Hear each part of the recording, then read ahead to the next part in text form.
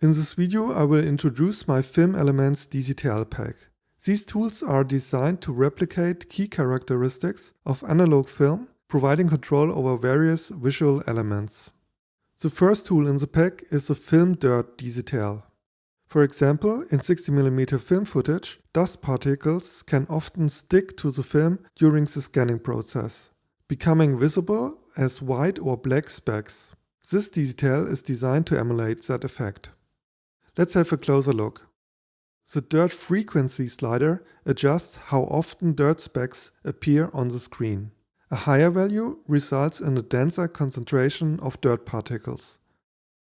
Dirt size controls the size of the dirt particles. Higher values make the dirt specks larger and more noticeable, whereas smaller values reduce the size. Dirt edge determines the sharpness or softness of the dirt edges. Lower values produce a harder, more defined edge for each particle, while higher values soften the edges, giving the dirt a more diffused appearance. Dirt blur adjusts the overall blurriness of the dirt particles. A setting of 0 keeps the dirt sharp, while increasing the value will blur the particles, simulating dirt that's slightly out of focus.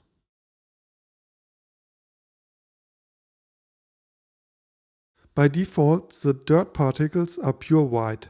However, using the red, green and blue sliders, you can adjust the color of the particles to any desired hue. Dirt blend, this parameter adjusts the overall blending of the dirt effect with the footage. Dirt on and off, this checkbox allows you to toggle the visibility of the dirt effect. Show gray background. This checkbox is used to display the effect against a neutral gray background. It's useful for fine-tuning the dirt parameters in isolation. Seed Shift A and B alters the random seed for the dirt generation. Changing this will randomize the placement of the dirt particles, providing a new pattern without adjusting the other sliders. If you're using multiple nodes with the Film Dirt DCTL applied, changing the dirt size on both nodes would normally place the particles in the same spots. This is where the seed shifts come in handy. They randomize the placement of the dirt, making sure the particles don't overlap exactly. You can use Seed Shift A for one pattern, Seed Shift B for another, or combine both to create 4 different starting points for the dirt placement.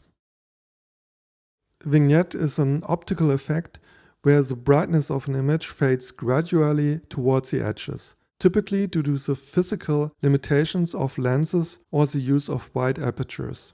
The size slider controls the overall size of the vignette. A lower value reduces the vignette effect, keeping it closer to the image edges, while a higher value expands the vignette deeper into the center. The edge adjusts the sharpness of the vignette's transition. Lower values create a more defined, hard edge vignette, while higher values soften the transition between the darkened edges and the center of the image. Aspect ratio, this slider modifies the shape of the vignette to match the aspect ratio of your footage. Adjusting this allows you to create a vignette that is stretched horizontally or vertically, depending on your desired look. X offset shifts the vignette horizontally across the frame. This allows for adjusting the center point of the vignette to be left or right from the frame center. Y offset shifts the vignette vertically across the frame, letting you move the vignette up or down to adjust its position relative to the image center. Blend, this controls how strongly the vignette is blended with the image. By default, the vignette is set to DaVinci White Gamut to ensure it behaves correctly in this color space, providing accurate brightness and color falloff. Next we have halation. Halation is an effect seen in celluloid film where intense light scatters through the base layer and reflects back into other layers of the film, creating a secondary exposure. This mostly affects the red layer with some impact on the green layer, leading to a distinctive reddish-orangey glow around bright light sources or high contrast edges. The size slider controls the size of the halation effect. A lower value keeps the red and orange glow smaller and closer to the light source, while a higher value spreads the effect making the halo larger and more pronounced. The intensity slider adjusts the strength of the halation. Increasing this value makes the red-orange glow more visible and intense. The hue slider controls the hue of the halation effect. The saturation controls the saturation of the halation color. The threshold slider determines which areas of the image are affected by halation. A lower threshold means more parts of the image will exhibit the halation effect, while a higher threshold restricts the effect to only the brightest highlights. When the highlight checkbox is selected, it visually highlights the areas where the halation effect will be applied by turning the rest of the image black. As the previous tool, this sets the halation to function correctly within the DaVinci wide gamut color space. It ensures the halation responds accurately to the light and color information in this color space. Next, chromatic aberration. Chromatic aberration occurs when a lens fails to focus all wavelengths of light onto the same point. The Chromatic Aberration DCTL allows you to replicate this effect by controlling the scaling and blur of the red, green and blue color channels individually, creating realistic chromatic fringing. The first three sliders allow you to adjust the scaling of the individually red, green and blue channels. By increasing or decreasing these values, you can shift the respective color channels, simulating chromatic aberration. The blur sliders control the amount of blur applied to each color channel.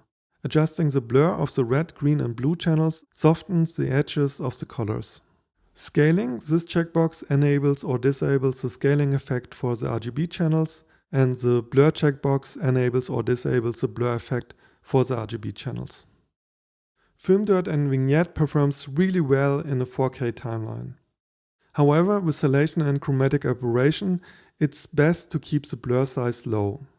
This is because DCTL isn't optimized for blurring, which can make blurring slow and resource heavy, so keep that in mind when you're using these tools. And lastly, I offer a free demo version on my website, fully functional with just a watermark, so you can download it and test the tools for yourself. That's it, have a great day and see you next time.